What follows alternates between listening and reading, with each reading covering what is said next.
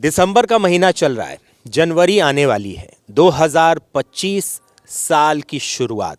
और साल की शुरुआत जब भी होती है, पुराना साल ख़त्म होता है, तो सबसे ज़्यादा टेंशन पेरेंट्स को हो जाती है, अभिभावकों को हो जाती है।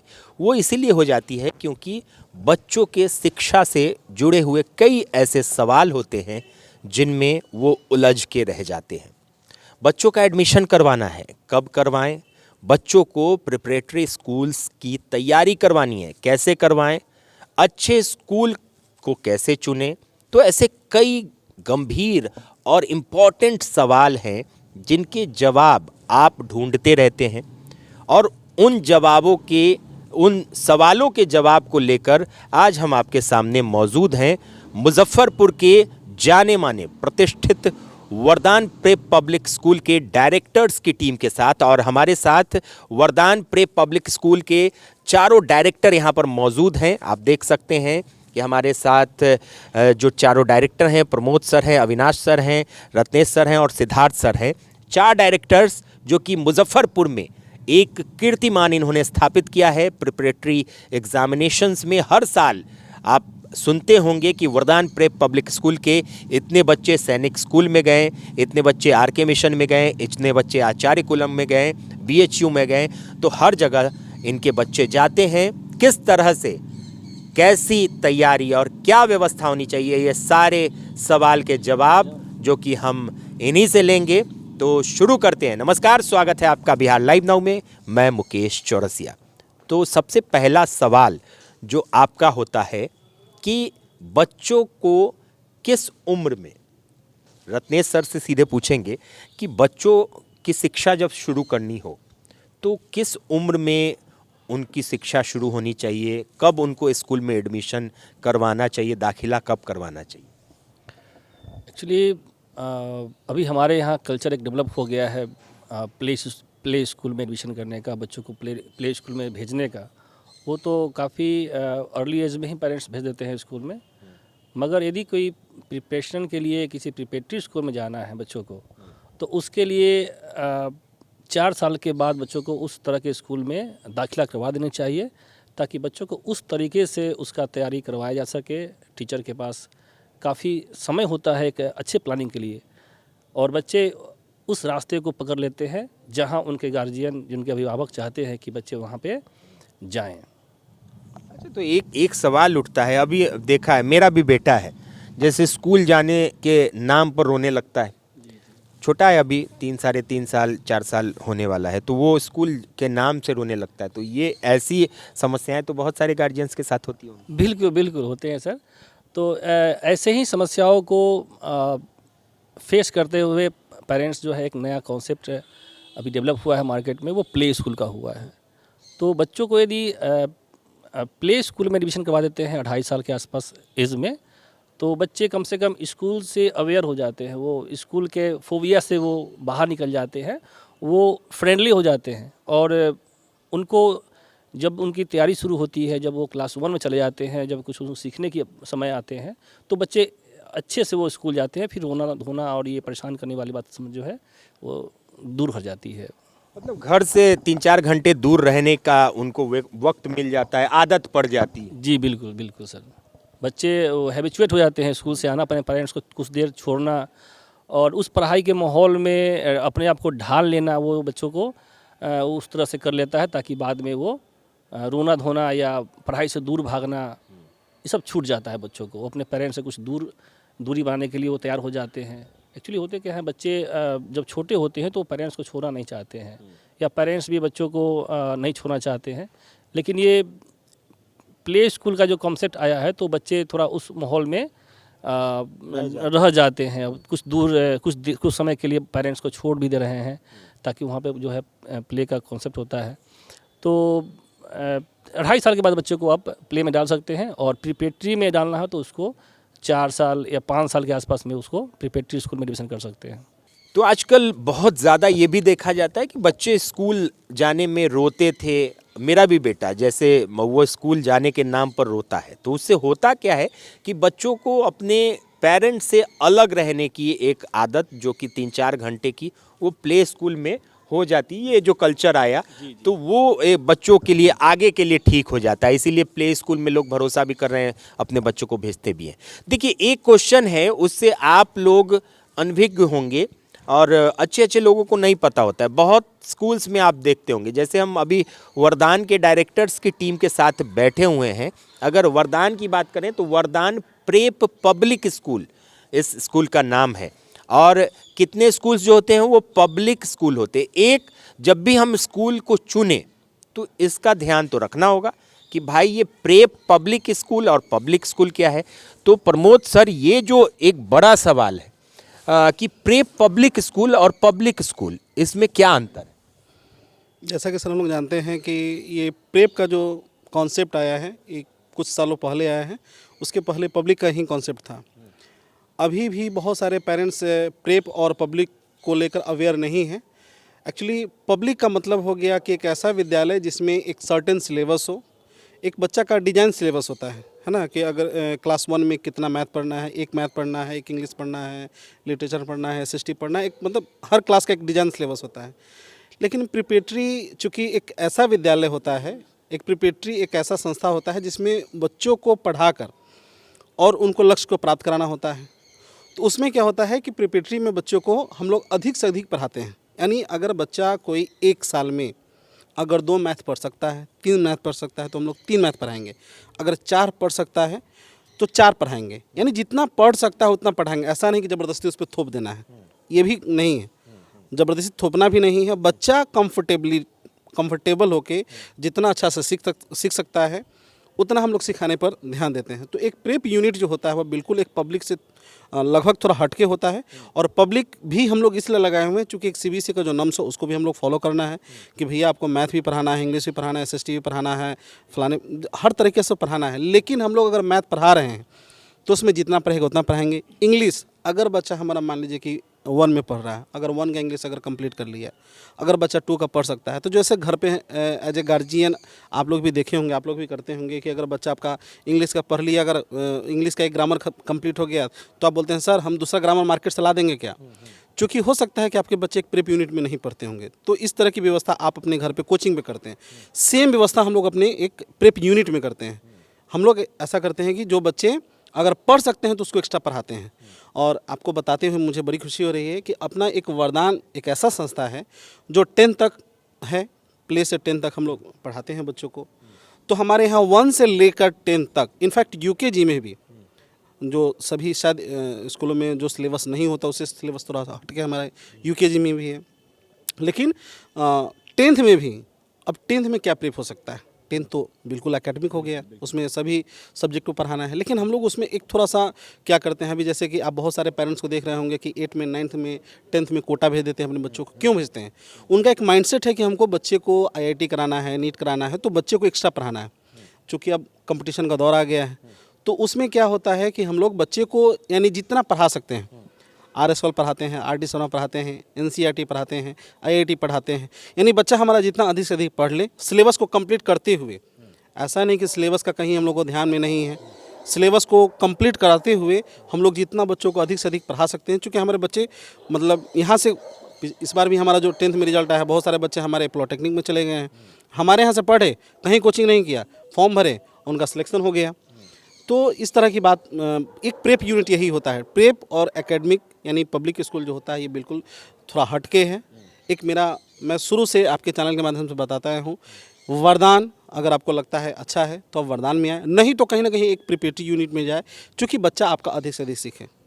मतलब अगर बच्चों को RK मिशन में डालना है या सैनिक स्कूल में भेजना चाहते हैं, आचार्य कुलम में लोग भेजना चाहते हैं, अभी सिमुलतल्ला में जैसे आपकी एक स्टूडेंट ने निकाला, वहाँ अगर भेजना है बच्चों को तो प्रेप स्कूल में जा सकते हैं। निश्चित रूप से सर, इन जो भी मतलब उसी में जाना चाहिए। प्रतिष्ठित विद्यालय जो भी हैं उनमें अगर रिजल्ट आपको लाना है, अगर आप चाहते हैं कि आपके बच्चे वैसे विद्यालय में पढ़े, तो मेरा अपना मानना है, ऐसा सब लोग का अपना अपना एक विचार होता है, प्रेप यूनिट ही वो रिजल्ट आपका दे सकता है।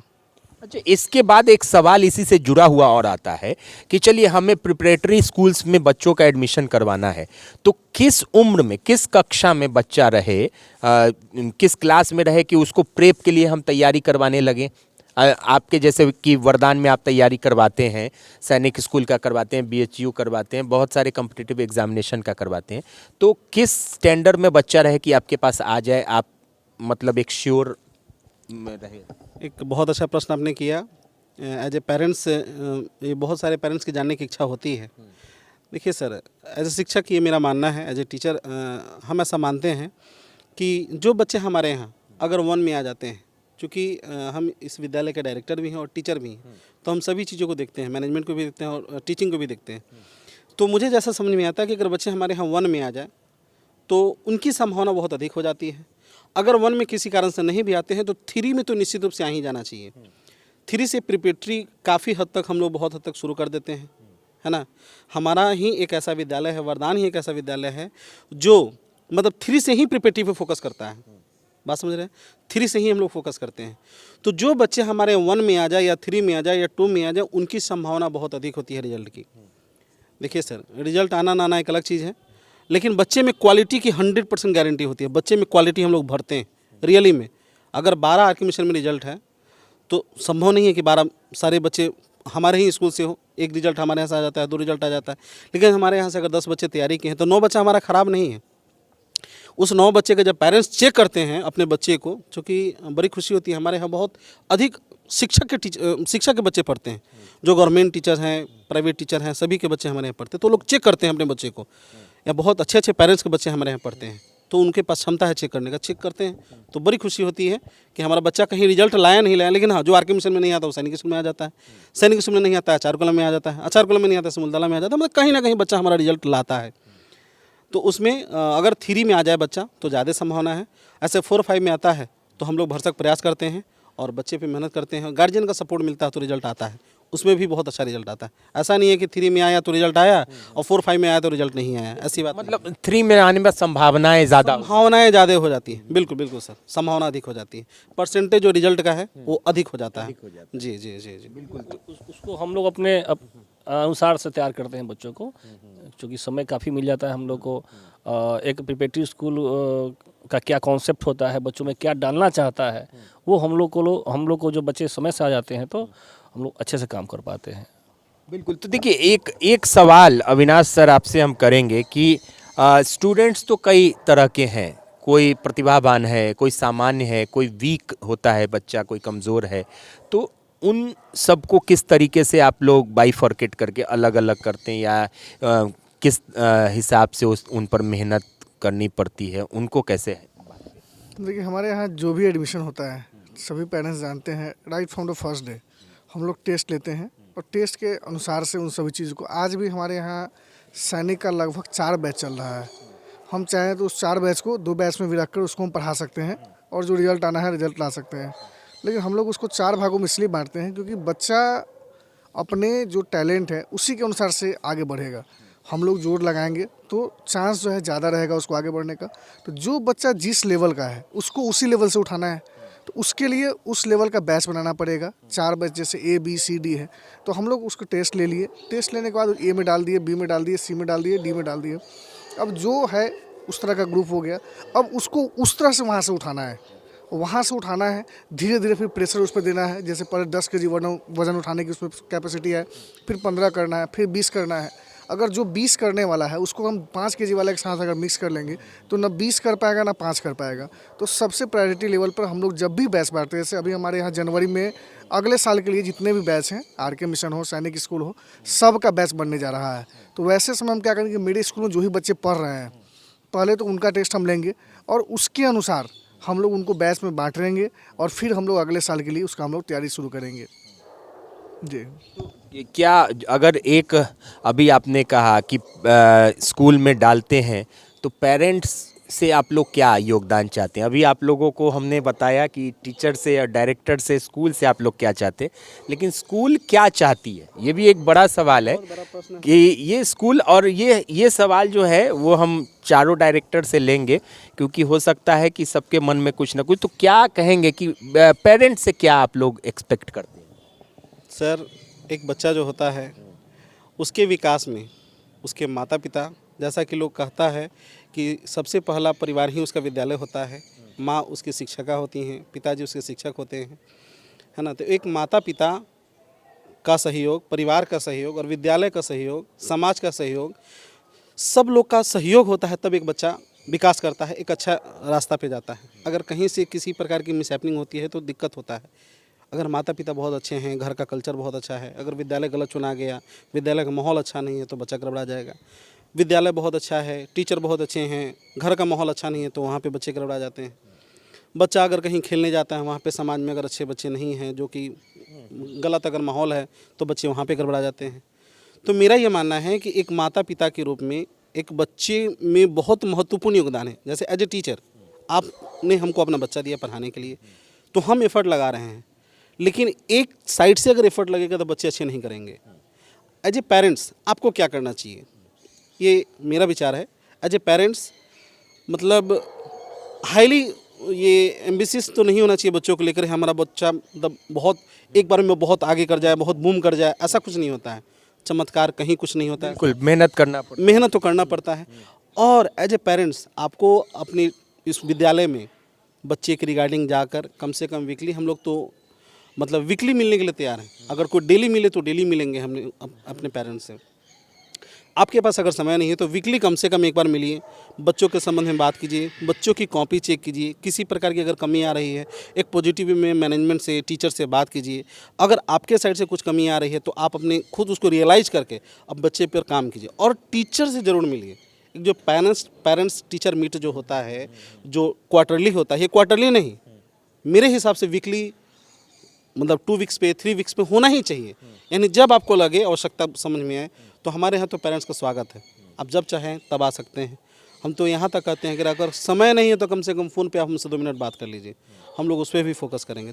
तो एज ए पेरेंट्स आपको इतना करना पड़ेगा, स्कूल से कोऑर्डिनेशन बना के रखना होगा, टीचर से मिलना होगा, पूछना होगा एज ए पेरेंट्स। ये मेरा बिल्कुल। तो क्या अविनाश सर क्या कहेंगे इस पर, आपकी पेरेंट्स से क्या आप लोग चाहते हैं? मतलब आप बेसिकली जैसे प्रमोद सर ने बताया, तो पेरेंट्स को क्या ध्यान देना चाहिए? देखिए, ध्यान बहुत सारी चीज़ तो सर बताए हैं। बस एक चीज़ हम ये कहना चाहेंगे कि कभी कभी होता क्या है कि हम लोग मिसगाइड हो जाते हैं, ठीक है ना। घर पे कोई आया, कोई क्वेश्चन पूछ दिया और हमें लगा कि नहीं स्कूल कुछ नहीं कर रहा है। पूरे साल भर हम कभी स्कूल गए नहीं, सर लोगों से बात नहीं किए, बच्चे की कॉपी कभी नहीं देखे। एक छोटा सा बात बताते हैं कि मेरे पास बच्चा पढ़ता है गोरखपुर से, यूपी से। 2-3 महीना पहले उनके पिताजी आए और बाहर हम फील्ड में ऐसे ही फील्ड में टहल रहे थे। बोले कि सर हम बिल्कुल बहुत दूर से यहाँ पे आए लेकिन हम बिल्कुल संतुष्ट नहीं हैं। हमको बहुत शौक लगा कि भाई मेरे लाइफ में पहली बार ऐसा हुआ है कि वरदान में कोई पेरेंट्स ऐसे बोल रहे हैं। हमने उनको स्वागत किया। मैं बोला चलिए मैं ऑफिस में चल के बात करता हूँ आपसे, बहुत गंभीर मुद्दा है। मैंने वहाँ गया, बात किया। मैं उनसे पूछा कि सर पढ़ाई से कैसा संबंध है आपका? तो बोले कि नहीं पढ़ाई तो लगभग 10-15 साल से मेरा छूट गया, हम कंस्ट्रक्शन लाइन में हैं, पढ़ाई से हमारा ये नहीं है। हम बोले कि आपने कॉपी चेक किया है? बोले कि नहीं सर हम कॉपी चेक नहीं किए हैं। संयोग से वो पेरेंट्स हमारा इंटरव्यू जरूर देखेंगे और मेरी बात से सहमत होंगे। जो उनकी बात हम बता रहे हैं ये हम इसीलिए बता रहे हैं कि और पेरेंट्स भी इनसे थोड़ा सा सबक लिया जाए, क्योंकि अभी बात पेरेंट्स की हो रही है। तो जब उनसे हम पूछे कि सर फिर किस डायरी आपने देखा? तो बोले नहीं डायरी मैं नहीं देखा। फिर बोले मैंने आपने कुछ क्वेश्चन पूछा? बोले कि नहीं मैं क्वेश्चन भी नहीं पूछा। तो फिर बोले आप सर असंतुष्ट किस बात से हैं? तो बोले सर हम ट्रेन में आ रहे थे तो एक शिक्षक मिल गए और उन्होंने मेरे बच्चों से टेंस के रिगार्डिंग कुछ क्वेश्चन पूछ दिया और कुछ जो है मतलब मैथ में हमको लगता है कि 5-6 लेवल का कुछ क्वेश्चन मुझसे पूछ दिया गया, जबकि वो बच्चा हमारे यहाँ 3 क्लास में पढ़ रहा है। जब उन्होंने ये बात बोला तो मुझे बड़ी हंसी आई। तो सब बोले कि सर क्या हुआ? तब उसके बाद हम जो बुक जो है 3 का इंग्लिश, चूँकि इंग्लिश हम खुद पढ़ाते हैं, इंग्लिश का जो है बुक लाएँ, दिखाएं, सब कुछ किए। 2-3 प्रकाशन का बुक ग्रामर का लाकर उनको दिखाएं। कहीं 3 में कोई टेंस का उस लेवल का क्वेश्चन नहीं है कि मैं 2 घंटा से पढ़ रहा हूँ, मतलब इस लेवल का क्वेश्चन। अब बताइए वो क्वेश्चन करने वाला करके तो चला गया, लेकिन ये पेरेंट्स चूँकि पढ़ाई से बहुत देखिए होता क्या है कि जनरेशन चेंज हो चुका है और पढ़ाई बहुत अलग हो गया है। पहले और अभी में बहुत अंतर है पढ़ाई में, खासकर इंग्लिश में तो बहुत ही मतलब काफ़ी चेंजिंग है। क्योंकि बहुत सारे पेरेंट्स हम लोग की तरह बिहार बोर्ड से पढ़े होंगे, ठीक है, सीबीएसई बोर्ड में इंग्लिश कम्प्लीटली हर सब्जेक्ट आपको इंग्लिश में पढ़ना हो तो बहुत सारी चीज़ नहीं पता चलता है। तो फिर वहाँ पर जब उनको हमने सारा चीज़ बताया तो बोले कि सर कितना बड़ा गलत हम डिसीजन ले लेते, मतलब किसी के कहने पे हम ना, ये चीज़ नहीं है। तो बस पेरेंट्स एक छोटा सा बस यही सहयोग चाहिए कि थोड़ा सा पेशेंस बनाए रखिए, थोड़ा सा ट्रस्ट बनाए रखें, ठीक है, और बस मिस गाइड नहीं हो। कोई भी डिसीजन लेना है एक बार आए, बात करें। बात करने से बहुत, देखिए दुनिया में हम 4 लोग यहाँ बैठे हैं, भगवान नहीं है हम लोग, ऐसे तो कहा था कि डॉक्टर और शिक्षक जो होता है भगवान का रूप होता है, लेकिन भगवान हम लोग नहीं हैं, ठीक है। बट हाँ, अगर हम लोग बैठ कर बात करेंगे तो किसी भी समस्या को, समस्या तो बच्चा का ही है, किसी भी समस्या को हम लोग दूर कर सकते हैं। और सर जैसा बोले हैं, चमत्कार कहीं नहीं होता है। मेहनत हमें, आपको, बच्चा को, स्कूल को, एक साइकिल है, इस साइकिल में एक पहिया भी है और एक जगह भी रोटेशन में कहीं कोई दिक्कत हुआ वो साइकिल ठप हो जाएगा। इसलिए पेरेंट्स हो, हम हो, कोई बच्चा 5 क्लास में 6 में कमज़ोर हो जाता है, हम लोग बहुत परेशान हो जाते हैं, बच्चा कमज़ोर कैसे है, ठीक है ना। तो वहाँ पर भी कहीं ना कहीं कमी हम शिक्षकों की, हम पेरेंट्स का ही रहता है। 3 क्लास का कोई बच्चा है, 2 क्लास का कोई बच्चा है, उसको क्या पता है पढ़ाई क्या है। तो वहाँ पर भी एज ए पेरेंट्स थोड़ा सा आप लोगों को जागरूक होना है। सर बोले हैं 1 सप्ताह में, आपको 15 दिन पे भी एक बार आइए, 1 सप्ताह पे भी एक बार आइए, डायरी हर संडे के संडे चेक कीजिए, बहुत कुछ आपको वहाँ से निकल जाएगा सर। एक सवाल इससे अविनाश सर ये भी निकल के आता है, जैसे आज भाग दौड़ की ज़िंदगी में आदमी के पास वक्त नहीं, पेरेंट्स भी आप देखें, पेरेंट्स के पास भी वक्त नहीं होता है, तो उसके लिए आदमी क्या करे। माँ पिता दोनों नौकरी में है, दोनों या व्यवसाय कर रहे हैं, बच्चों पर ज़्यादा फोकस नहीं कर पाते। पहले जैसे हमारे टाइम में शाम के वक्त में माँ पढ़ा दी या पिताजी पढ़ा दिए, दोपहर में एक बार पढ़ाई के लिए बैठ जाते हैं, अब वैसी व्यवस्था कैसे हो? सर जब 2019 में हम चारों लोग मिले थे, ठीक है ना, तो सर लोग का पहले जो है मतलब बैंक एसएससी रेलवे सब का तैयारी का कॉन्सेप्ट चलता था, सर लोग कोचिंग चलाते थे, बहुत सारे रिजल्ट वहाँ है। तो वहाँ हम लोग देखते हैं कि बहुत सारे बच्चे जो सीनियर बच्चे हैं, सुबह से लेकर शाम तक वहाँ पढ़ाई कर रहा है, सुबह शाम तक पढ़ाई कर रहा है, उसको दुनिया से कोई मतलब नहीं है, सारा कुछ टेस्ट लेना, सब कुछ करना, सब कुछ जो है संस्था के द्वारा ही सर लोग कराते थे और काफ़ी ज़्यादा रिजल्ट आता था। तो हमें लगा कि जब हम इन बच्चों पे भी अगर उस तरह का चीज़ करें, कम्प्लीटली अपने अंडर में रखें, ठीक है, उसको पढ़ाई भी खुद कराएं, उसके जो भी रूटीन है, खेलने का भी जो है उसको सब कुछ अपने अनुसार से देखें, खाने का सिस्टम है उसको अपने अनुसार से करें, टेस्ट का भी सिस्टम है उसको अपने अनुसार से करें। तो एक नया कॉन्सेप्ट हम लोग इस चीज़ को लाए, डे केयर का कॉन्सेप्ट, जिसमें बच्चे सुबह 6:30 बजे हमारे पास आते हैं, रात में 8:30 बजे जाते हैं, ठीक है ना। अगर ट्रांसपोर्ट चाहिए वो भी फैसिलिटी हम आपको प्रोवाइड कराएंगे। मतलब अगर आपके पास समय नहीं है तो दिक्कत नहीं है, मतलब आपको सुबह ले आएगा भी या ले जाएगा, ले आएगा, आपके पढ़ाने का टेंशन दूर, आपके खाने, बच्चे का दिन भर के खाने का टेंशन का दूर, बच्चे का खेलने का टेंशन से दूर, मतलब कुछ रिस्पॉन्सिबिलिटी आपकी नहीं है, सारी रिस्पॉन्सिबिलिटी विद्यालय की है। ये कॉन्सेप्ट हम लोग लाए वैसे पेरेंट्स के लिए जो कि समय नहीं दे सकते, उनके पास सब कुछ है लेकिन हस्बैंड वाइफ मान लेते हैं दोनों सरकारी टीचर में है, सुबह उनको जाना पड़ता है, रात में उनको आना पड़ता है, फिर वो बच्चे पे कैसे समय दे पाएंगे। बच्चा हॉस्टल में भी नहीं जाना चाहता या पेरेंट नहीं रखना चाहते। बहुत सारे पेरेंट्स में ऐसा होता है, खासकर जो शहर में अगल बगल में है, उनका ये होता है कि नहीं रात में बच्चा मेरे साथ रहे, रात में बच्चा मेरे साथ रहे। कुछ लोगों का ये भी होता है कि नहीं हम जो है शाम में सर आ ही जाते हैं तो बच्चा क्यों रहेगा वहाँ पे। तो वैसे कॉन्सेप्ट में क्या होता है, डे केयर एक बहुत ही बढ़िया चीज़ है जिसमें होता यह है कि बच्चा सुबह से लेकर शाम तक हमारे पास रहे, सब कुछ रहे।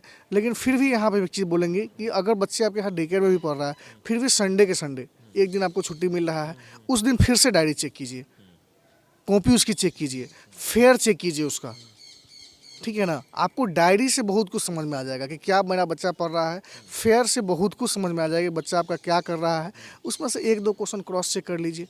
मैथ में ही मान लेते हैं आप 8 क्लास का मैथ नहीं चेक कर सकते हैं कि बच्चा मेरा क्या कर रहा है, एक एग्जाम्पल से क्वेश्चन दे दीजिए उसको बनाने के लिए, वो जब बना लेता है उसको एक बार उसको देख लीजिए, ठीक है ना। इससे ही बच्चों में थोड़ा सा डर बनता है। और ख़ासकर पेरेंट्स और टीचर्स में अगर कम्युनिकेशन होता है तो इस बात से बच्चों में बड़ा भय रहता है।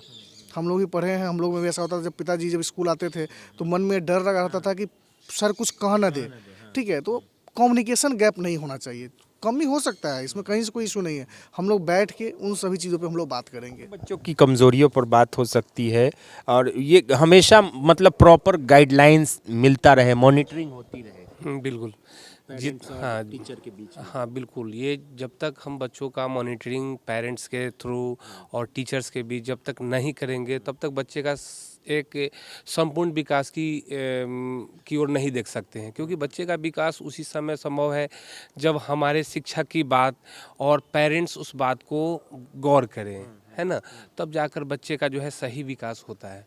अब प्रॉब्लम क्या है कि हम इधर में कुछ पेरेंट्स ऐसा मतलब उन पर ब्लेम नहीं करना चाह रहे हैं, लेकिन तुलना भाव से हम बच्चों को क्या करते हैं कि देखना शुरू कर लेते हैं, है ना। तो तुलनात्मक बोध जैसे ही होने लगता है बच्चों के लिए कि नहीं तुम ऐसा अच्छा नहीं कर पा रहे हो, इस वजह से बच्चे भी गड़बड़ाना शुरू हो जाते हैं। बच्चे इसी में लगे रह जाते हैं कि आखिर में हम क्या करें कि हम परफॉर्मेंस बहुत अच्छा कर ले और पेरेंट्स हमें जो है शाबाशी मिले। तो पेरेंट्स के लिए ये भी हम कहना चाहेंगे कि बच्चों को आप प्रोत्साहन दें, बच्चा को ये देखें कि आज जो उसने काम किया है कल जो करेगा उससे बेटर वो कर रहा है या नहीं कर रहा है। हमें सिर्फ उसी की तरफ फोकस करना है, ना कि उसको 100 मार्क्स के लिए प्रेरित करना है। अगर आज बच्चा आपका 10 नंबर लाया है तो अगले दिन 11 नंबर के लिए उससे ये देखिए, फिर टीचर से मिलिए कि बच्चा हमारा उसमें विकास क्यों नहीं हो रहा है। अगर दिक्कत हो रही है तो क्या करें कि हम अपने बच्चों को बहुत आगे बढ़ा सकें। बिल्कुल प्रॉपर मॉनिटरिंग होनी चाहिए। खुद का तुलना, जैसे जो बच्चा सर बड़ा बहुत ही मार्केबल बात सर बताएं अभी, मतलब कि जैसे आज हमारा जो बच्चा है कल क्या कर रहा है। सर हमेशा इंटरव्यू में एक बात बोलते हैं कि आज जो हम हैं उससे बेटर कल हुएंगे, तुलना कीजिए, उसके लिए दिक्कत नहीं है, लेकिन अपना बच्चा का खुद अपने बच्चा से तुलना कीजिए। अब ये नहीं कि आपका 2 बेटा है तो वो बेटा अच्छा कर रहा है, ये खराब कर रहा है, फिर वहाँ पर अगर आप बातचीत करने लगेंगे तो खुद इन्फीरियर फील करने लगता है, फिर वो कभी अच्छा नहीं कर पाएगा।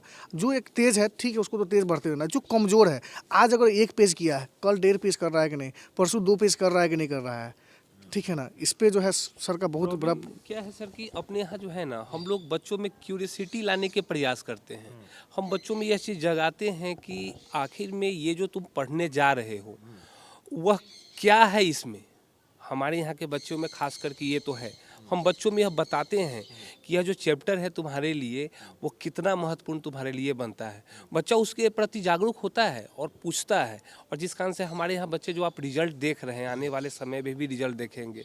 इनफैक्ट अभी जो देख रहे हैं सिमुलतला हुआ, विगत वर्षों में हमारे यहाँ RK मिशन हो गया, सैनिक स्कूल हो गया, इन सब में जो अभी हमारा जो परचम लहराया है बस ड्यू टू यही कारण है कि हम अपने बच्चों में वो चीज़ डालते हैं जो उसे आगे बढ़ने में प्रेरणा उसको मिलती है।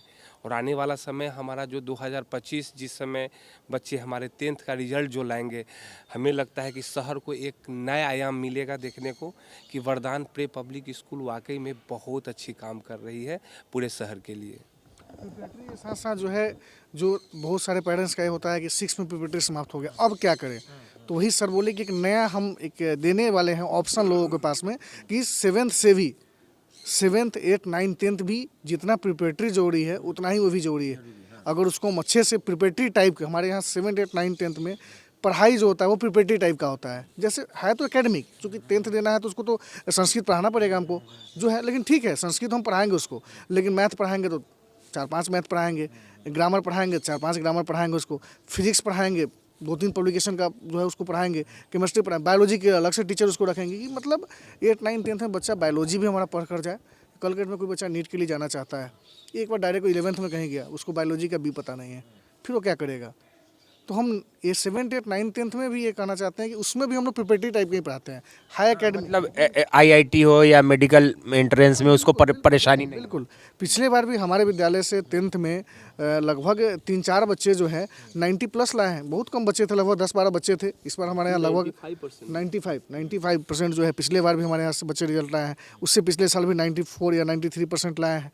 इस बार जैसा हम सर बता रहे हैं कि एक अच्छा मतलब ऑप्शन लोगों को मिलने जा रहा है कि भाई 7th 8th 9th 10th के लिए भी सोचना नहीं है, जरूरी नहीं है कि वो मतलब ये है। आप वरदान में भी बच्चे को छोड़ दीजिए, अगर सिलेक्शन कहीं हो गया तो बहुत बढ़िया है, उससे बेटर तो कुछ नहीं है, लेकिन सिलेक्शन नहीं भी हुआ तो कहते हैं कि मतलब जो हो गया तो अच्छा के लिए होता है, जो नहीं भी हुआ वो भी अच्छा के लिए हो रहा है। आपके 7th 8th 9th 10th में भी अच्छा ही मिलेगा आपको। बिल्कुल। एक और सवाल मेरे मन में उस समय से चल रहा है कि जैसे बोर्ड की बात होती है, CBSE बोर्ड है, ICSE बोर्ड है, तो बोर्ड को किस तरह से प्रेफरेंस देना चाहिए कि स्कूल में भी होता है, जैसे आपका स्कूल जो चल रहा है CBSE करिकुलम में है, फॉलो करता है, तो इस पर क्या ध्यान देना चाहिए। सर अभी तो पूरे भारत में जो नया जो पॉलिसी लागू हो रहा है उसमें तो पूरा CBSE बोर्ड को ही मतलब पूरे भारत में एक सिलेबस करने की बात चल रही है। तो अभी CBSE ही लोग को चॉइस करना चाहिए। ज़्यादातर स्कूलों में देखा, हाँ, ज़्यादातर स्कूलों में CBSE करिकुलम को ही फॉलो किया था। प्लस आपको अच्छे स्कूल मिल जाएंगे CBSE के, बहुत सारे ऑप्शन आपके पास होते हैं। लेकिन दूसरे और भी कई सारे बोर्ड चल रहे हैं तो उनके ऑप्शन आपके पास कम होते हैं और उनके जो टीचर्स होते हैं वो उतने अच्छे नहीं मिल पाते हैं जो उस करिकुलम को फॉलो कर पाएंगे। तो अभी सीबीएसई काफ़ी बेहतर रहेगा पेरेंट्स को उस बोर्ड में पढ़ाने के लिए। बिल्कुल, और अधिकतर स्कूल भी सीबीएसई के हैं। तो चलते चलते प्रमोद सर, क्या आपसे चलते चलते हम कहना चाहेंगे, नया साल आने वाला है, पुराना साल ख़त्म हो रहा है, तो क्या कहना चाहेंगे पेरेंट्स को जो नए बच्चों का एडमिशन करवाना चाह रहे हैं या फिर प्रिपरेटरी के लिए करवाना चाह रहे हैं? तो वैसे पेरेंट्स को, क्योंकि अभी पेरेंट्स और टीचर वो मीटिंग ही हम करवा रहे हैं आप लोगों और पेरेंट्स के बीच में, तो क्या कहेंगे? कहना यही है सर कि जैसा अविनाश सर बोले कि हमारे यहाँ बैच जनवरी में फॉर्म हो रहा है। जो भी नेक्स्ट बैच जो होगा सैनिक स्कूल, आर के मिशन या जो भी डिफरेंट स्कूल के लिए, तो हमारे यहाँ बैच जनवरी से फॉर्म हो रहा है। यानी 15 दिसंबर के बाद हम लोग 15 जनवरी के बाद हम लोग बैच फॉर्म कर देते हैं। तो जो भी पेरेंट्स अगर चाहते हैं कि वरदान में उनका बच्चा पढ़े या एडमिशन लेना चाहते हैं, तो कोई सेशन का इंतज़ार नहीं करें, वो आए और अपने बच्चे का एडमिशन लें और उस शुरुआत में ही अपने बच्चे को उस बैच में डालें, ताकि बच्चे को एक सही गाइडलाइन मिल सके, सही समय हमको भी मिले बच्चे पर काम करने के लिए, है ना। और 9th-10th में भी हम लोग 10th का भी बैच हम लोग फॉर्म करने जा रहे हैं, जल्दी ही बैच फॉर्म करेंगे, क्योंकि उसमें भी एक अच्छा सिलेबस पढ़ाना होता है, तो भी हम लोग बैच उसको जल्दी ही फॉर्म करेंगे, है ना जी। तो इसके पीछे रीज़न एक और है प्रिपरेटरी में बैच फॉर्म करने का, क्योंकि अगर अप्रैल तक हम एडमिशन लेते रहे हैं, मई में हम बैच बनाएं और अक्टूबर नवंबर में आर का एग्ज़ाम होता है, प्लस बीच में 15 दिन का गर्मी छुट्टी होता है, तो आप सोच कर देखिए बच्चों के पास कितने दिन का समय मिलेगा उसको तैयारी कर पाने के लिए। तो जो बच्चा मेरे पास है जिसको हम पिछले साल कुछ हद तक लेकर आए हैं, उस बेस पर लेकर आए हैं, उसको 15 जनवरी से उसको बना देंगे। उसके पास लगभग 10 महीना का समय रहेगा। उस 10 महीना के समय में चांस रहता है कि रिजल्ट के लिए हम लोग जाएँ। लेकिन अगर मई से बैच बनाएं, अप्रैल भर एडमिशन लेते रहें, फिर मई में जाकर बैच बनाएं, तो हमको नहीं लगता है कि वो फ्रूटफुल होगा। तो अगर आप अपने बच्चों के लिए प्लान कर रहे हैं कि प्रिपरेटरी के लिए हमको जाना है, ठीक है ना, तो कहीं से सोचना नहीं है, आप उसका टेस्ट करवा सकते हैं। हमारे यहाँ टेस्ट सीरीज शुरू हो चुका है, आप आइए, आप बच्चे को टेस्ट ले लीजिए। बहुत सारे पेरेंट्स के माइंड में ये होता है कि खरमास है, कैसे आएँ। तो मेरा मानना है कि गुरु के पास आने के लिए तो कोई दिन की ज़रूरत नहीं है, सब दिन, क्योंकि कहा था ब्लैक कलर जो होता है वो डेंजरस होता है, ठीक है ना। लेकिन ब्लैक जो बोर्ड है उसी पे बड़े बड़े सभी बच्चों का जो है उसी से भविष्य निर्माण हम लोग करते हैं, ठीक है ना। तो आइए, हम लोग निश्चित तौर पे रहेंगे और उसका टेस्ट पहले होगा और टेस्ट के बाद हम लोग उसको क्लास डिसाइड करेंगे। देखिए घबराने की बात नहीं है, ये मन में नहीं आना चाहिए कि बच्चा मेरा कमज़ोर है, पता नहीं हम जाएंगे टेस्ट में करेंगे तो हो पाएगा कि नहीं हो पाएगा।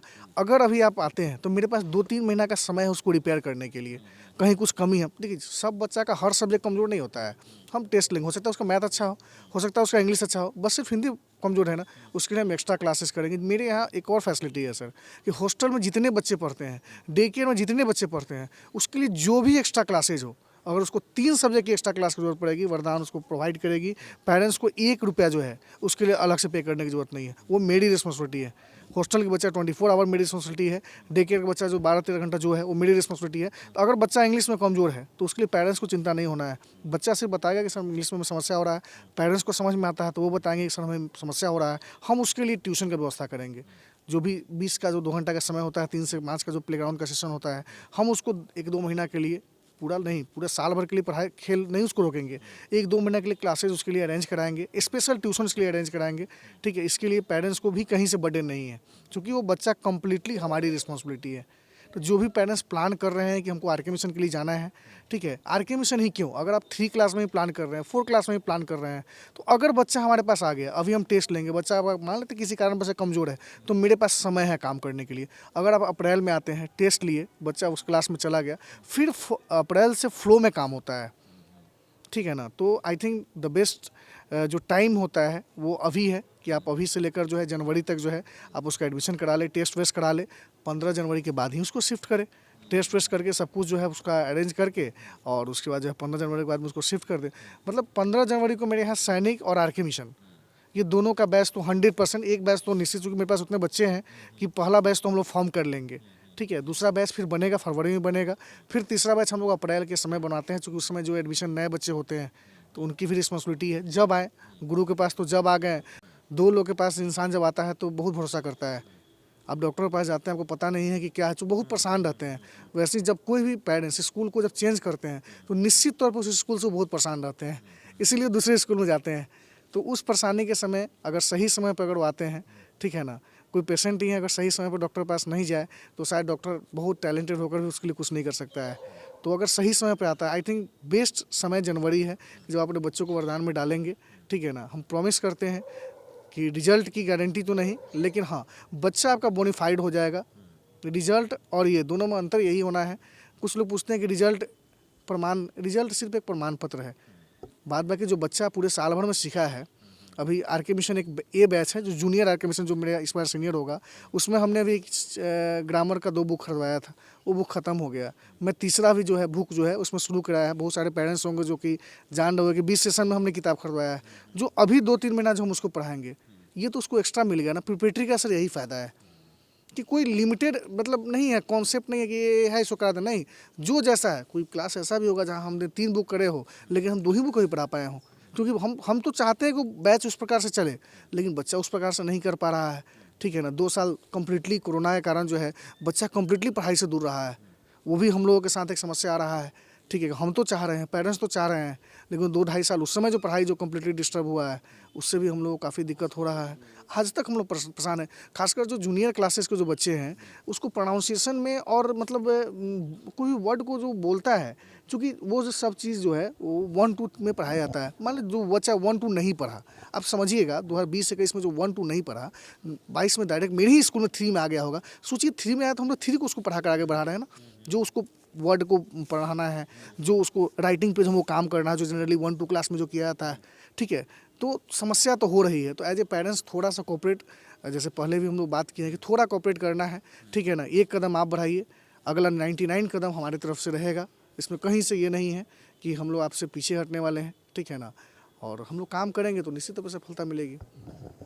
बिल्कुल। और देखिए, प्रिपरेटरी एग्जामिनेशंस के लिए बेस्ट टीम मुजफ्फरपुर की, और बेस्ट स्कूल भी आप कह सकते हैं, क्योंकि हर साल रिजल्ट्स आते हैं और 4 डायरेक्टर्स की ये टीम है और एक बड़ी टीम है जो कि वर्क करती है वरदान प्रेप पब्लिक स्कूल।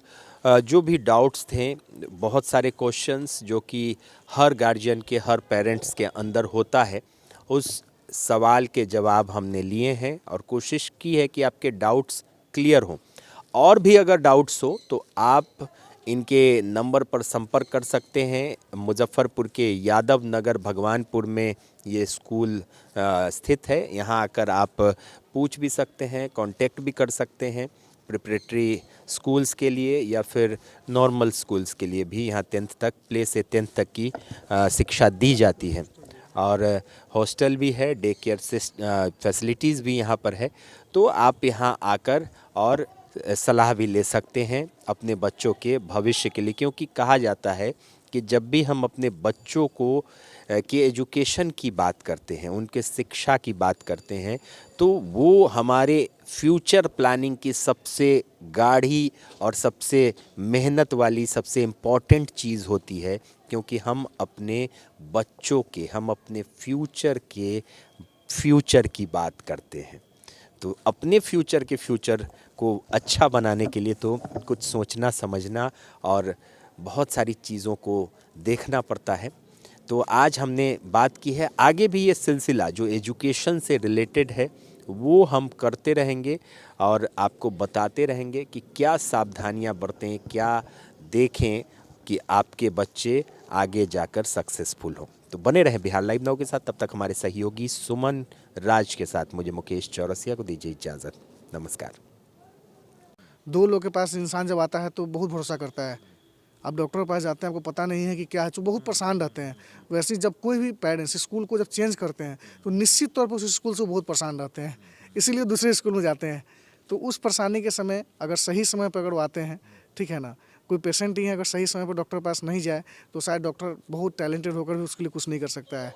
तो अगर सही समय पर आता है, आई थिंक बेस्ट समय जनवरी है जब आप अपने बच्चों को वरदान में डालेंगे, ठीक है ना। हम प्रॉमिस करते हैं कि रिजल्ट की गारंटी तो नहीं, लेकिन हाँ बच्चा आपका बोनीफाइड हो जाएगा। रिजल्ट और ये दोनों में अंतर यही होना है।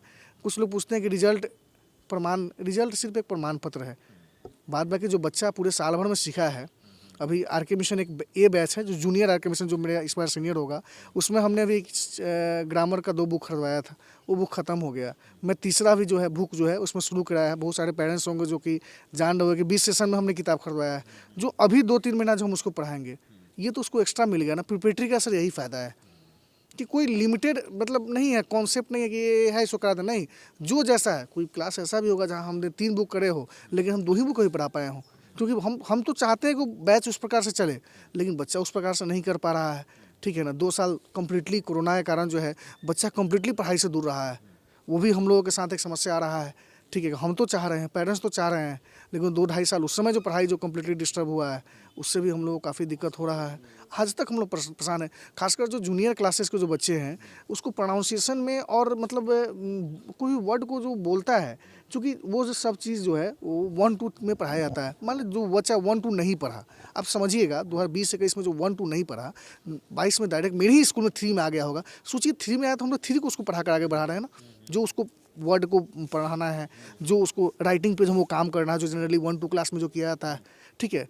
तो समस्या तो हो रही है, तो एज ए पेरेंट्स थोड़ा सा कोऑपरेट, जैसे पहले भी हम लोग बात किए हैं कि थोड़ा कोऑपरेट करना है, ठीक है ना। 1 कदम आप बढ़ाइए, अगला 99 कदम हमारी तरफ से रहेगा। इसमें कहीं से ये नहीं है कि हम लोग आपसे पीछे हटने वाले हैं, ठीक है ना। और हम लोग काम करेंगे तो निश्चित तौर पर सफलता मिलेगी। बिल्कुल। और देखिए, प्रिपरेटरी एग्जामिनेशंस के लिए बेस्ट टीम मुजफ्फरपुर की, और बेस्ट स्कूल भी आप कह सकते हैं, क्योंकि हर साल रिजल्ट्स आते हैं और 4 डायरेक्टर्स की ये टीम है और एक बड़ी टीम है जो कि वर्क करती है वरदान प्रेप पब्लिक स्कूल।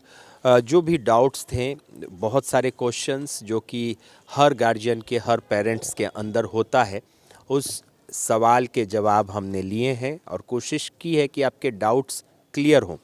और भी अगर डाउट्स हो तो आप इनके नंबर पर संपर्क कर सकते हैं। मुजफ्फरपुर के यादव नगर भगवानपुर में ये स्कूल स्थित है। यहाँ आकर आप पूछ भी सकते हैं, कांटेक्ट भी कर सकते हैं।